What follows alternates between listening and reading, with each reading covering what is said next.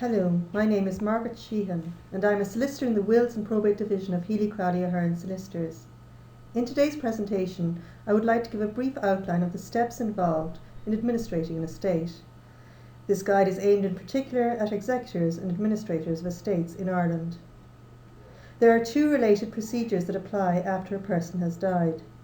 In the first instance, a person named an executor of a will shall take steps to extract what is known as a grant of probate in the estate of the deceased. A grant of probate is a document issued by a division of the High Court which certifies that the will of the deceased is legitimate, validly made, and is the last will of the deceased. If a person dies without making a will, they are said to have died intestate. In those cases, there are certain rules which determine who administers the estate of the deceased. In these cases, the person who is administrating the estate of the deceased is known as the administrator. One of the first duties of an executor or administrator is to determine the full extent of the assets and liabilities of the deceased. They will do so by making as full and as comprehensive inquiries as possible, be it with local financial institutions, information from relatives and friends, and a search of public registers. Where the deceased died, the owner of land, houses or buildings, then an auctioneer or valuer will need to be engaged to certify the value as of the date of death. If the estate contains houses or land, an executor would be advised to ensure that these are adequately insured. Once the extent of the estate is determined, an executor or administrator will prepare two key documents.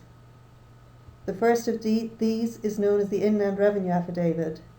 The executor or administrator must swear an affidavit submitted to the Revenue Commissioners, which certifies the correct value of all the assets and liabilities of the estate.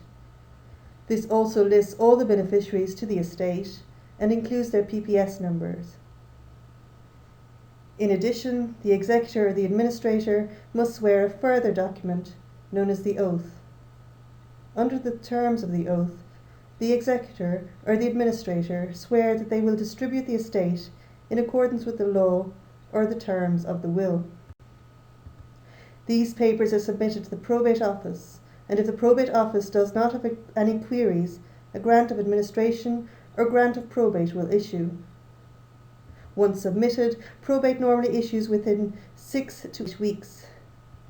Once the executor or the administrator has received a grant of probate or grant of administration, they are entitled then to collect in the assets of the deceased and to distribute them in accordance with the terms of law and or the terms of the will.